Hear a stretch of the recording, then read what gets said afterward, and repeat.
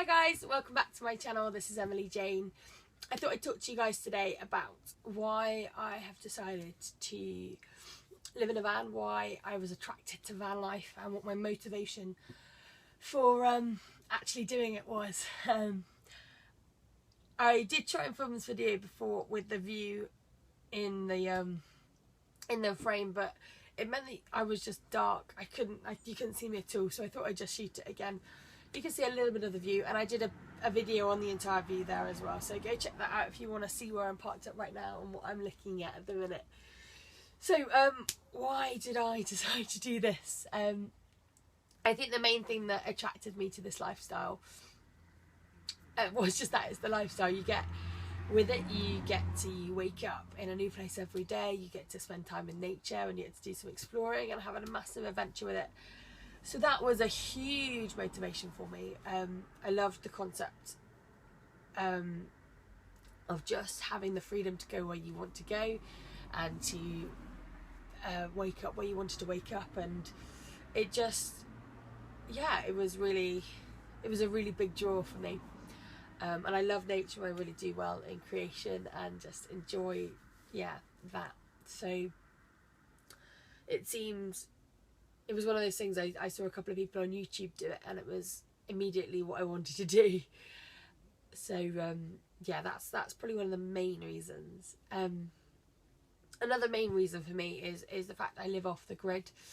As I told you, I love creation, and I think it's my duty as a Christian to look after it and to care for the world that God's given us. And reducing my carbon footprint is a massive aspect of that, and being vegan is also an aspect of that for me. But one way that this whole van thing ties into it, I don't have the carbon footprint that comes along with living in a house. Obviously I still have some because I live in a van, which requires, you know, fuel and energy input there, but it's definitely less than if I was to be in a conventional home with heating bills and electric bills and all those kind of things that come with that. I'm off the grid in the sense that my electric's charged up from the van, and yeah, so it's definitely reducing that hugely. Maybe one day I'll live in a completely off-grid tiny house or something, which would be really cool. Another reason is it was a bit of an exercise in minimalism. I talked a bit about in my van tour how I am an aspiring minimalist. Some people would already describe me as a minimalist, some of my friends do, but for me, I wouldn't say I'm at, you know, it's a scale. Some people think it's one thing, some people think it's another. For me, I'm not a minimalist in my own head. I want to be, and I want to reduce the amount of stuff I own, because I always feel that whenever I get rid of things that I don't need, I have much more like brain space and room for life and all those kind of things. So it's the kind of living more with less concept that I love.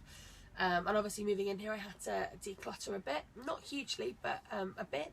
And as I'm going along, I'm realising what I am and am not needing, and what I can get rid of and donate, and, you know, put to better use, and actually free up space, literal space in here, but also space in my head for yeah, just more life and more adventure, really.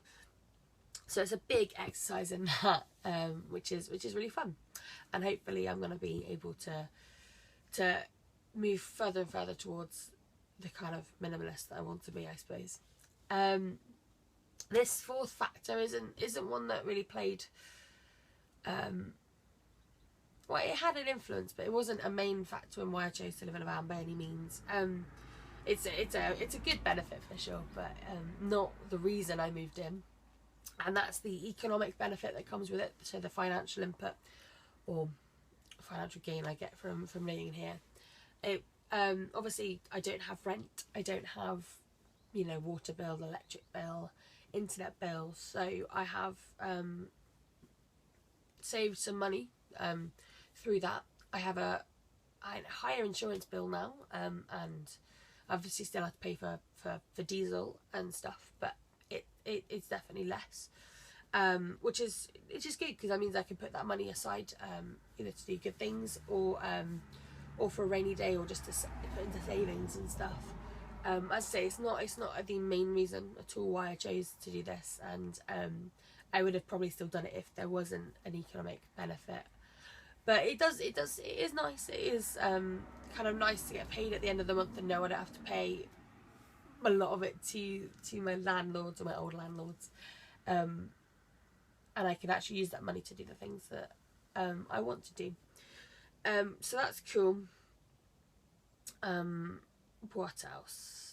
Oh yeah, then I think this is probably it's probably bigger influence than I probably should admit, but I think the fact that a lot of my friends thought that I wouldn't be able to do it, a lot of my family thought that I wouldn't be able to do it.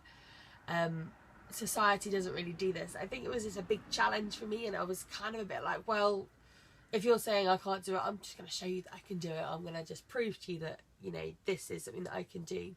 Like, this is something that I can build. I made this myself, and, you know, people never thought I could do it. And it was a bit of a kind of like, well, screw you, kind of challenge accepted kind of thing. It's a massive kind of counter-cultural thing, which is, you know, not many people do it. And I love that. And I hate that society tells young people in particular how they should live their life. They say, you know, you go to school, then you go to do your A-levels, and then you do, you know, then you go to university, then you get a grad job, then you move up to London, and, you know, you move into a place up there, and then you meet someone, you get married, you have kids, and then, you know, that's your life planned out, and then you get retired at 55, and then you can enjoy your life, and then you can live for, you know, your retirement and all that kind of crap. I hate that. Like, it just sounds really boring and sterile. So it's kind of a bit of a screw you to society. Like, I'm gonna go live the life that I want to live in the way that I want to live it, and you're not gonna tell me how to do that kind of thing. So yeah, I think that's most of the things that have an influence on it. If there's any other things I think of, I'll probably tell you at some point. But yeah, it's been great so far, and yeah, it's not the reasons that I chose to do it are still the reasons that I'm going to continue to do it. So thanks for watching this video, and I will catch up with you guys soon. Bye.